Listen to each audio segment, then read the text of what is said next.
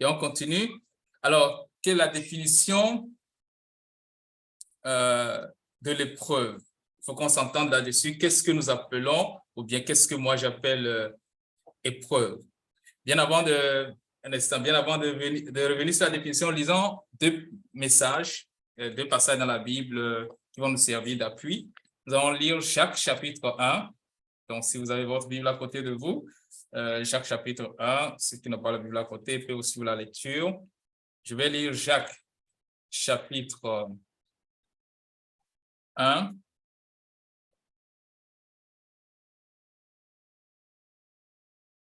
Versets 2 à 4. Jacques chapitre 1, verset 2 à 4, je lis. Mes frères, regardez comme un sujet de joie complète les diverses épreuves auxquelles vous pouvez être exposés, sachant que l'épreuve de votre foi produit la patience.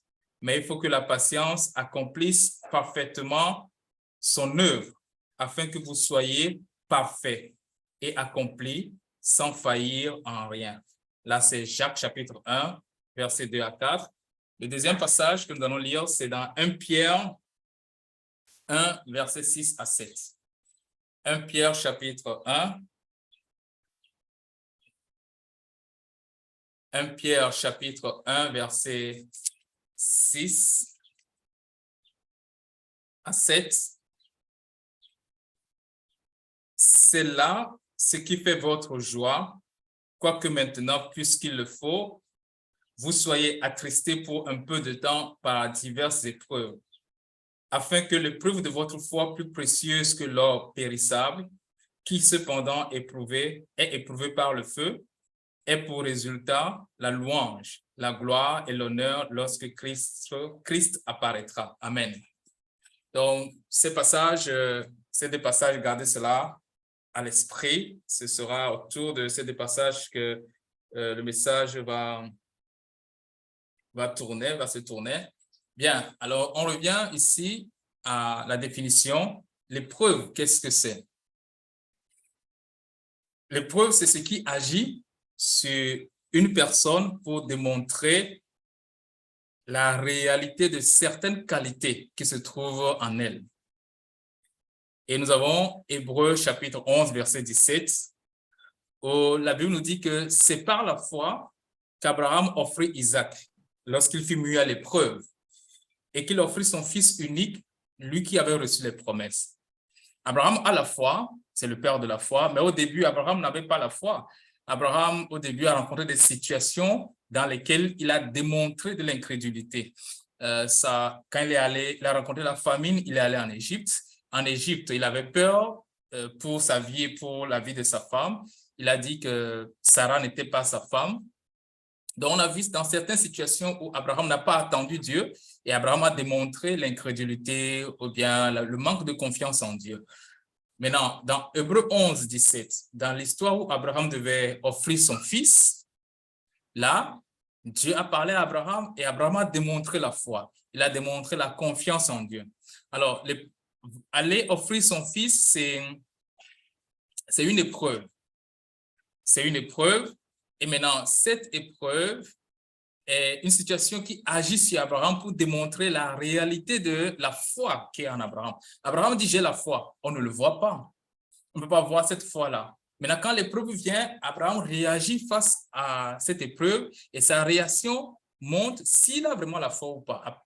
Quand Dieu lui dit, sacrifie-moi ton fils, Dieu met Abraham à l'épreuve. Si Abraham le matin se lève et est toujours couché et ne bouge pas, on dira qu'Abraham n'a pas la foi.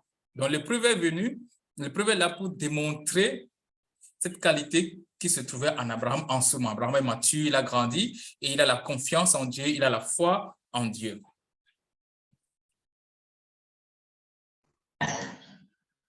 L'épreuve, une autre définition, l'épreuve est une expérience. S'il y a quelqu'un qui se connecte, je vais lui demander de couper son micro, s'il vous plaît.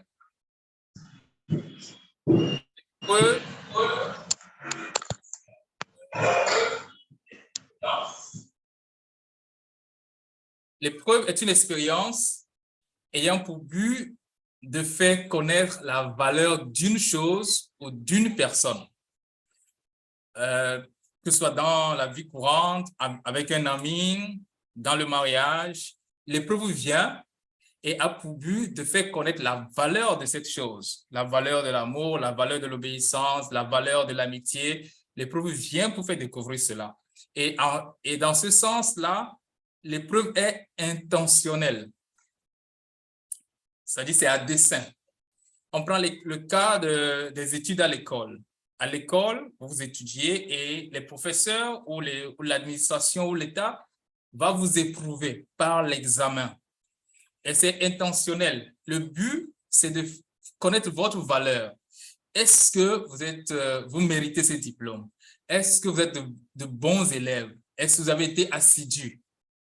C'est ça le but de cette épreuve à l'école. Là, nous sommes dans un exemple hors de la Bible. À l'école, l'épreuve vient pour tester et révéler votre valeur. Et là, ça va mettre la différence entre le bon élève et le mauvais élève, par exemple. Celui qui a assimilé les études et n'a pas assimilé.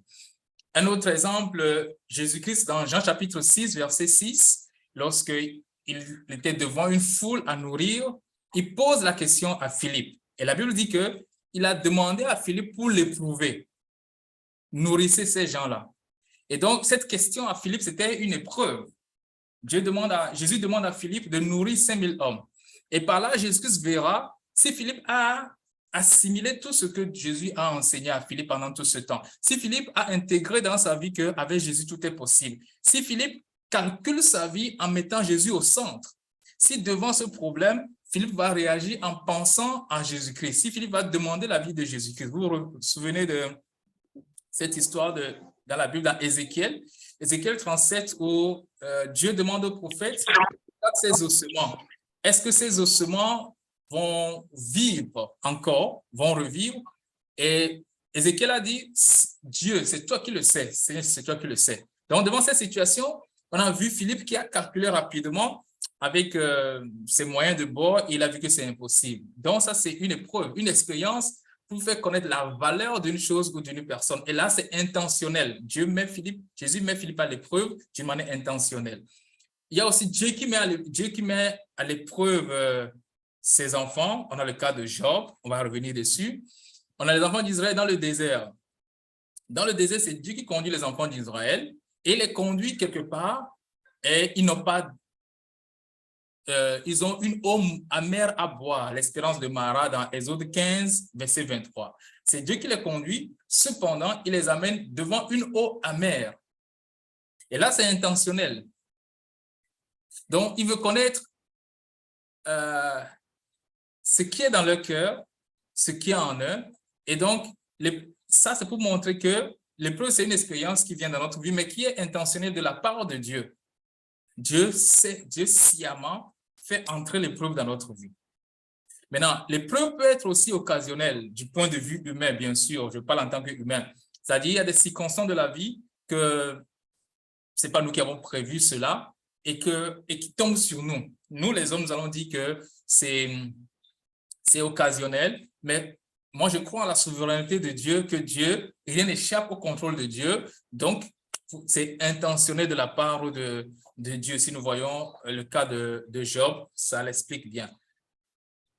Une autre définition, l'épreuve est toujours un moment de vérité, éprouvant la résistance des personnes ou des choses.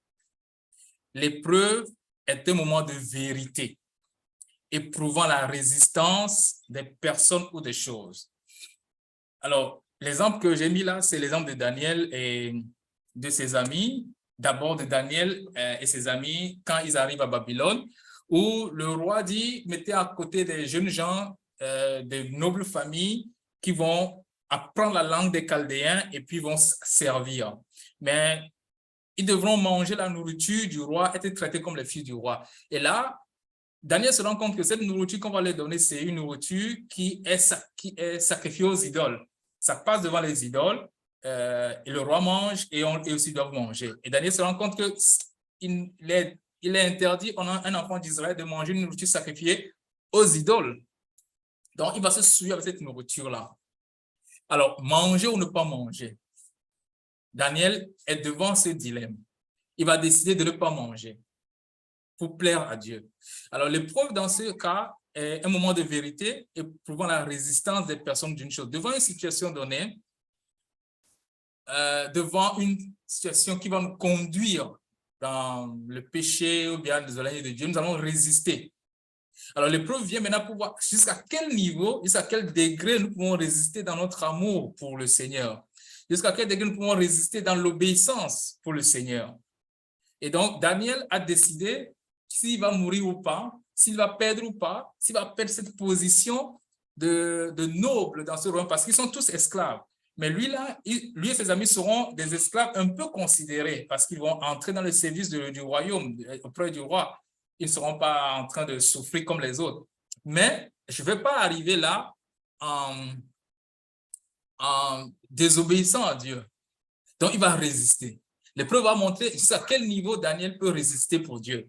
Et dans le mariage, par exemple, l'épreuve, les situations difficiles aussi montrent à combien de degrés on aime. On peut aimer notre conjoint, on peut se sacrifier pour lui. Là, l'épreuve, c'est un moment de vérité. L'épreuve peut révéler qui est mon véritable ami. L'épreuve peut révéler qui est mon véritable frère, qui est ma véritable sœur. L'épreuve peut révéler cela. Donc ça aussi, dans toute situation qui éprouve notre résistance, toute situation qui va révéler notre vraie identité, notre vraie nature, nous pouvons appeler cela une épreuve. Et encore, l'épreuve, c'est une situation de perte.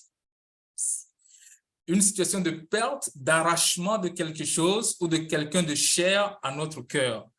Cela peut se traduire par la perte de certaines choses comme, par exemple, une relation, une situation financière, matérielle stable ou une capacité physique. Donc, perdre un être cher, parent, conjoint, ami, enfant, c'est une épreuve. Perdre le travail, subitement, on a été peut-être licencié, c'est une épreuve. Perdre de l'argent, c'est une épreuve.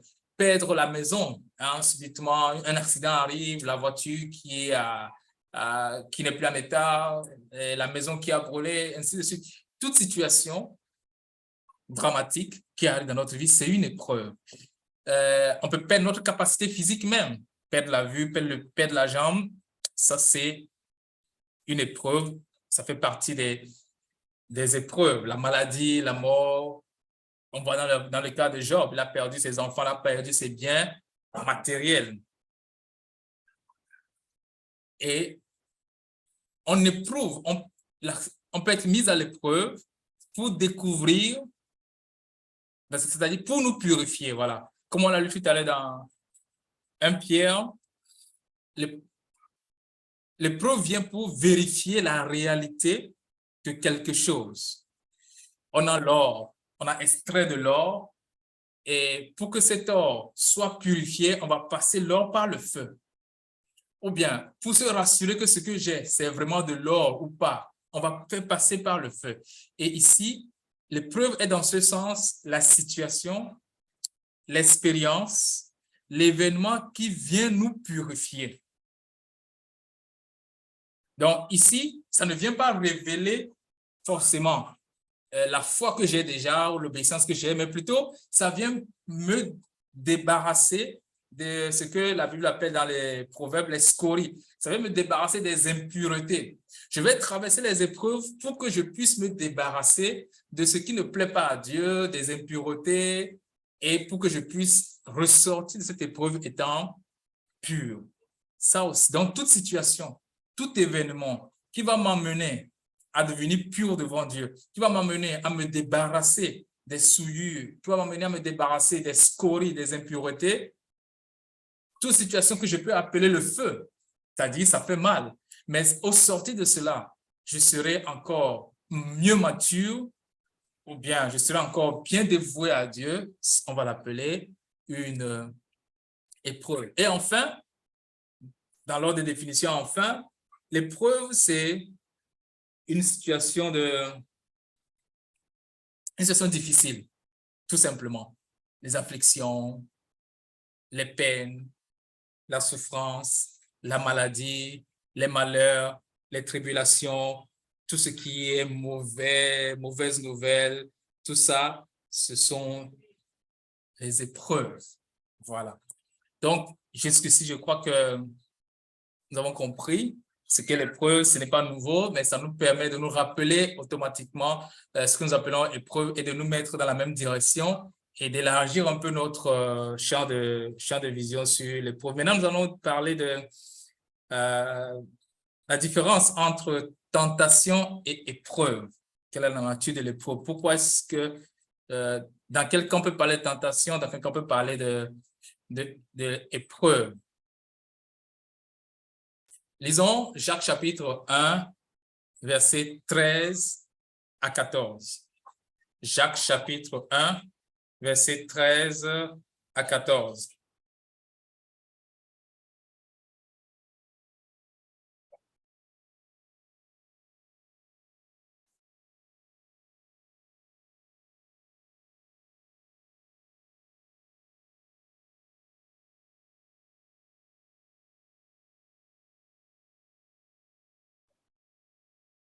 Que personne, lorsqu'il est tenté, ne dise « c'est Dieu qui me tente », car Dieu ne peut être tenté par le mal.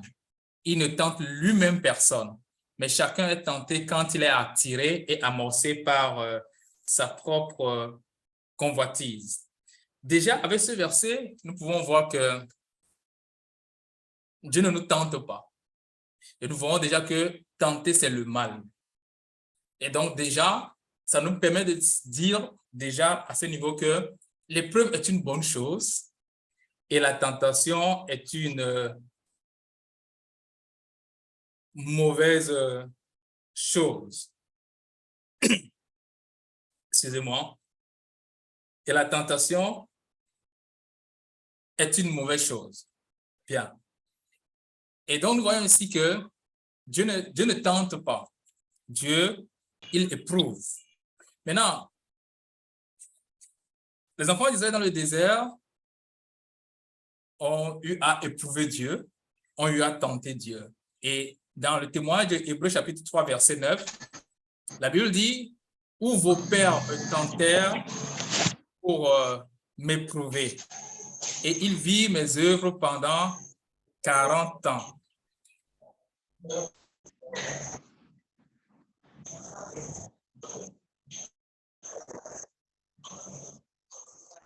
Donc, ici, on voit les enfants d'Israël qui ont tenté Dieu pour l'éprouver. Donc, on voit ici tentation et épreuve qui sont dans la même phrase, dans la même situation.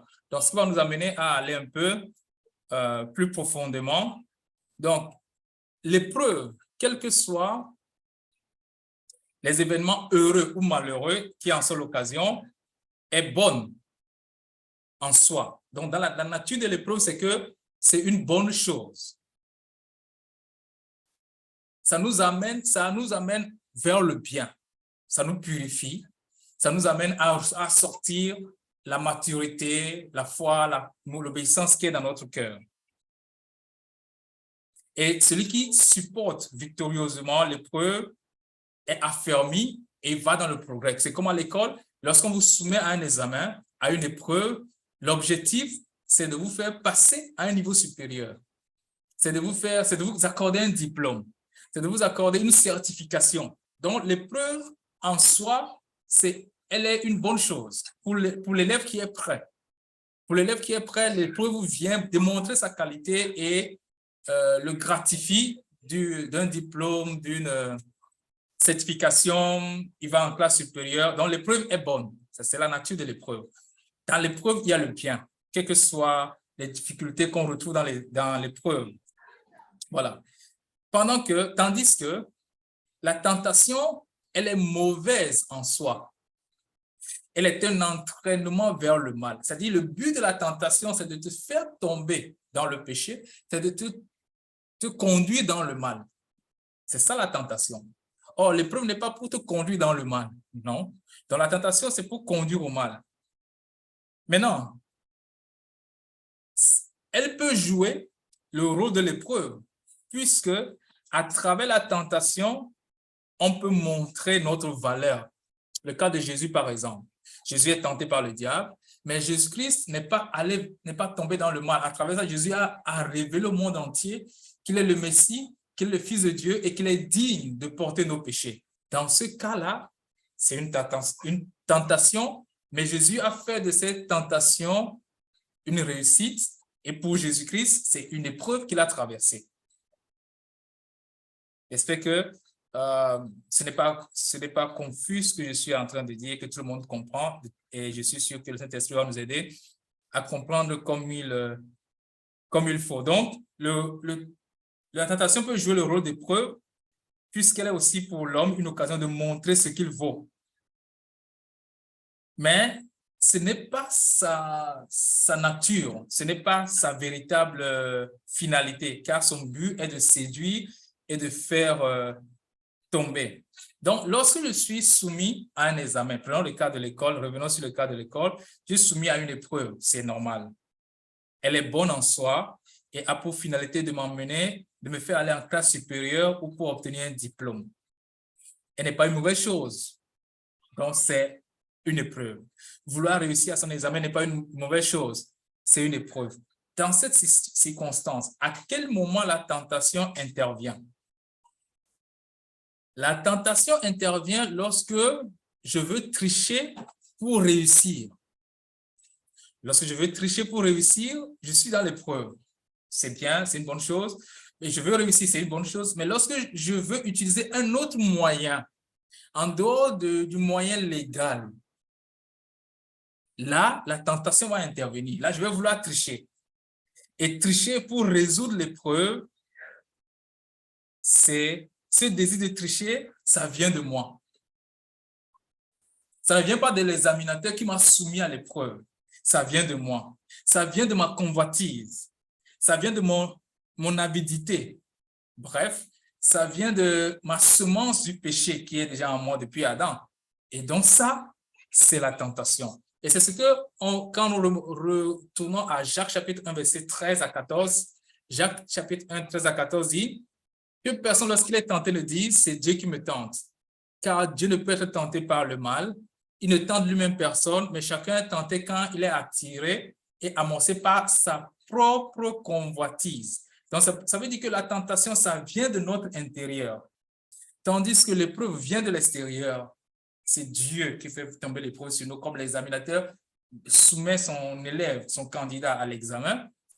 Et maintenant, dans notre intérieur, va travailler deux sentiments. Soit je me mets dans la condition d'examen comme l'examinateur, le maître, le professeur veut, ou soit je passe à côté. Et là, je serai tenté par ma propre convoitise, mes propres désirs. Voilà. Donc, devant chaque situation donnée, quand nous allons parler des cas spécifiques, nous allons comment réagir, nous allons donner les exemples là-dessus, des témoignages dessus. Mais je veux ouvrir une brèche en disant que dans chaque situation qui arrive dans notre vie et que Dieu fait entrer dans notre vie, Dieu a aussi ses moyens pour résoudre ces situations-là. Maintenant, lorsque nous n'employons pas les moyens de Dieu pour résoudre et que nous employons nos propres moyens, là, on va tomber dans le péché. Là, notre convoitise nous emmène dans le péché. Ça devient une tentation. Donc, l'épreuve vient et nous pouvons faire de cette épreuve un moyen de tomber dans le péché et ça devient donc une tentation. Donc, ainsi, la tentation vient de l'intérieur. Vous voyez? Elle est une occasion de faire une bonne chose d'une mauvaise manière. Manger, ce n'est pas un péché. Mais lorsque je vole pour manger, j'ai faim. Peut-être que Dieu m'a fait entrer dans une situation de difficulté financière où j'ai perdu le travail. C'est une épreuve. Et j'ai faim. Je veux manger, je dois manger. C'est une bonne chose. Je suis dans cette épreuve de la famine. Maintenant, la tentation, c'est lorsque j'ai une occasion de faire une bonne chose, mais je le fais d'une mauvaise manière. Donc, je vais manger, c'est une bonne chose, mais je vais assouvir mon désir de manger d'une mauvaise manière, je vais aller voler. Là, c'est ce désir qui vient à moi, va voler. Là, ce désir, c'est la tentation. La tentation, c'est la voie de la chair. Donc, lorsque nous faisons une chose à notre manière et non à celle de Dieu, c'est une tentation. Alors, Dieu ne nous pousse pas dans le péché. Dieu va envoyer l'épreuve dans notre vie. Manque de nourriture. Dieu peut envoyer cette épreuve dans notre vie, mais il ne va pas nous pousser dans le péché. La tentation qui est de voler là ne vient pas de Dieu. L'épreuve qui est je n'ai pas de nourriture vient de Dieu. Mais la tentation qui est va voler ne vient pas de Dieu. C'est pour cela que Jacques dit clairement que personne, lorsqu'il est tenté, ne dise c'est Dieu qui me tente. Donc, lorsque je n'ai pas à manger, je suis dans l'épreuve, ça vient de Dieu. Dieu peut faire venir cette épreuve dans ma vie. Maintenant, lorsqu'il y aura la tentation de voler, je ne dirai pas que c'est Dieu qui m'a envoyé voler, que c'est Dieu qui m'a tenté. Non. J'espère qu'à ce niveau, c'est clair. Donc, l'épreuve vient de l'extérieur et la tentation vient de nos désirs de la chair. Donc, je peux dire que ça vient de l'intérieur. Et à l'épreuve, nous sommes soumis à l'épreuve malgré nous. Bon gré, mal gré, l'épreuve viendra dans notre vie. Que nous ne le voulions pas, les accidents vont venir. Et ensuite, la tentation est un processus. On peut découvrir que la Bible dit quoi? Mais chacun est tenté quand il est attiré et amorcé par sa propre convoitise. Et la Bible nous montre que la tentation est un processus. D'abord, c'est la convoitise. Et la convoitise, lorsqu'elle a conçu, engendre le péché. C'est ce que la Bible dit toujours dans le livre de Jacques. La convoitise, lorsqu'elle a conçu, engendre le péché. Et le péché, étant consommé, produit la mort. Donc, la tentation est un processus. Il y a le désir. Il y a la convoitise. Et après la convoitise, lorsque nous suivons la convoitise, ça produit le péché. Et le péché produit la mort. Voilà. Donc, j'ai le désir.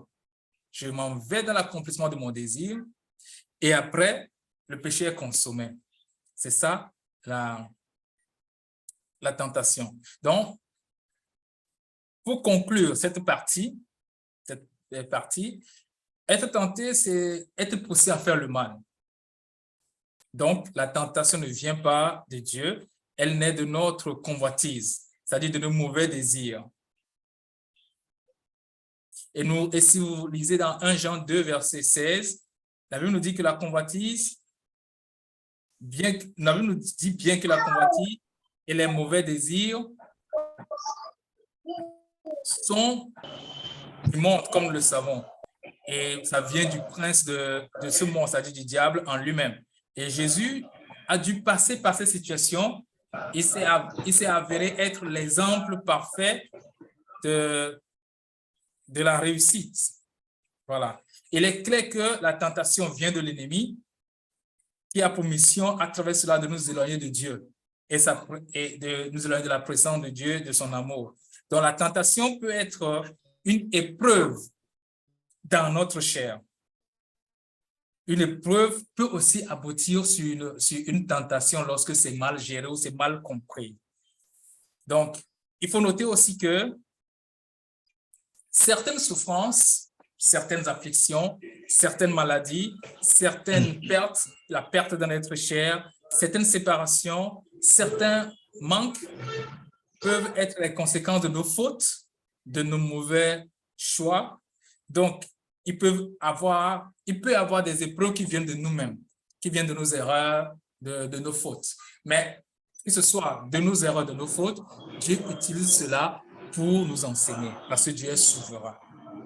Voilà. Certaines épreuves peuvent être les conséquences de nos choix. J'ai fait un mauvais choix et là, ça devient une épine dans ma chair, ça devient une épreuve pour moi. Voilà. Donc, c'est parce que j'ai fait un mauvais choix que quand l'épreuve arrive, quand les conséquences arrivent, je vais faire encore un mauvais choix dans la résolution. Non. Donc, l'épreuve peut venir. Je n'ai rien fait de mal et subitement, je sers bien Dieu, subitement, je fais tout ce que Dieu veut comme d'après sa volonté, subitement, une situation malheureuse, une affliction, une épreuve arrive. Étienne, le premier martyr, servait très bien Dieu. Il prêchait la bonne nouvelle et subitement, il a été tué. Job adorait bien Dieu et subitement les malédictions, plutôt les afflictions sont arrivées. Donc, ce n'est pas forcément parce que j'ai mal fait, je suis mauvais chrétien que les épreuves arrivent. Non, ces gens comme Étienne, comme Job adoraient bien Dieu et les épreuves sont venues. C'est venu directement de Dieu.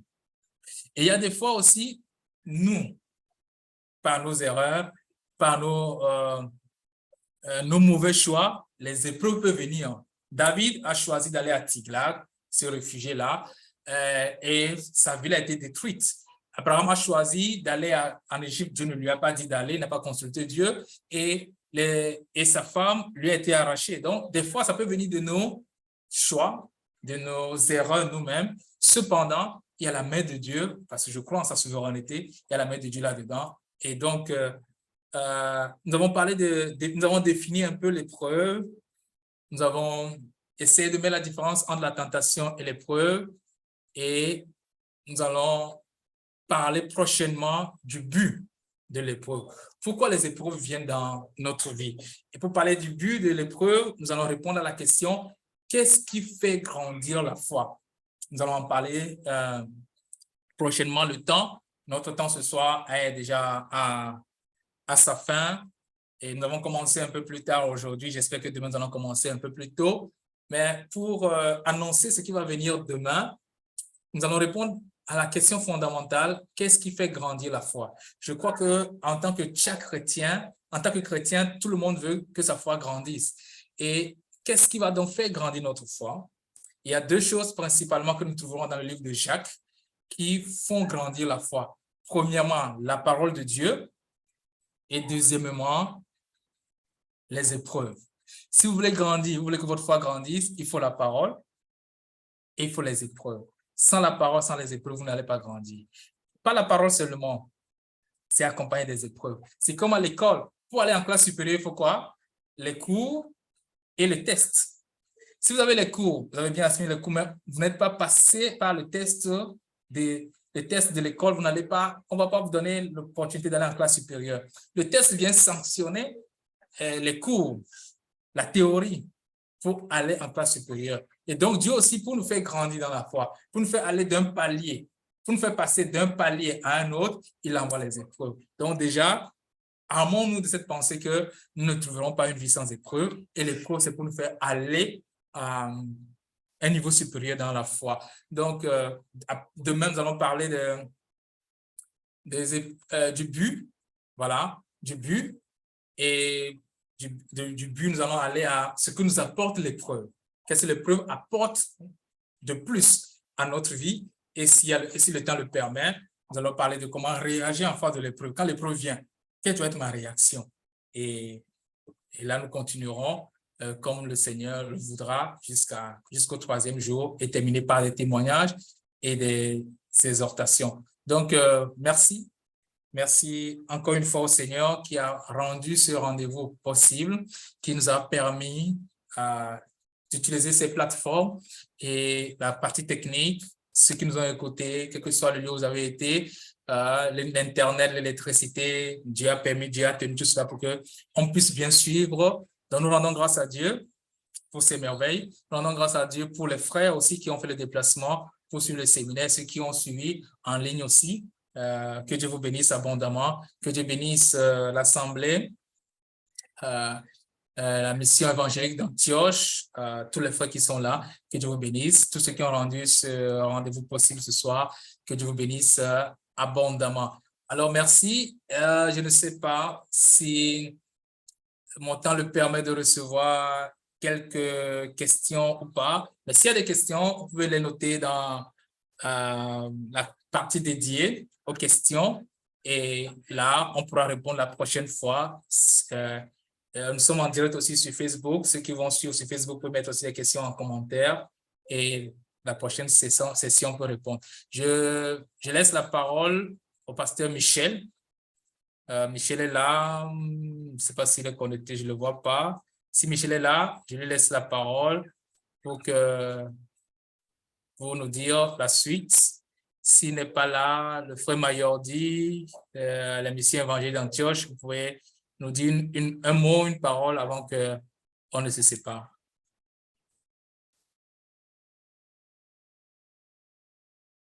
Parce que je ne vois pas le frère Michel sur mon écran, sauf s'il est là, je ne le vois pas, ou s'il est connecté ailleurs.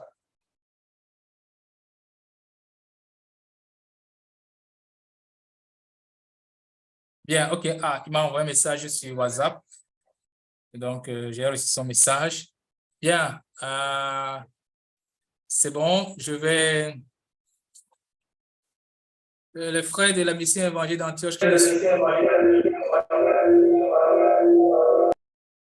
Est-ce qu'il y a une question? On peut clôturer?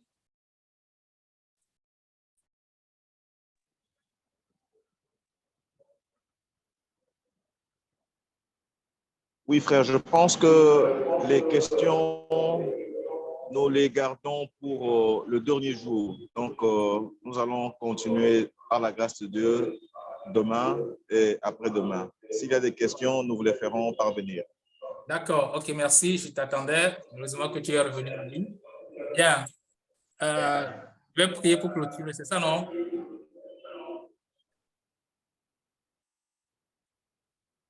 Bien, nous allons prier. Prions. Père éternel, merci pour ce moment précieux de partage. Fortifie-nous, bénis, et toi-même que ton esprit nous éclaire davantage et permet-nous de nous retrouver ici demain à la même heure pour continuer le partage. Et tout est entre tes mains. Nous avons pour le Seigneur Jésus-Christ. Amen.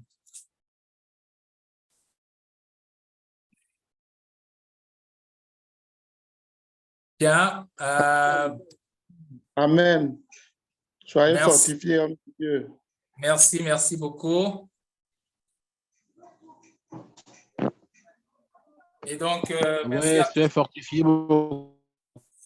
Oui, pasteur. Oui.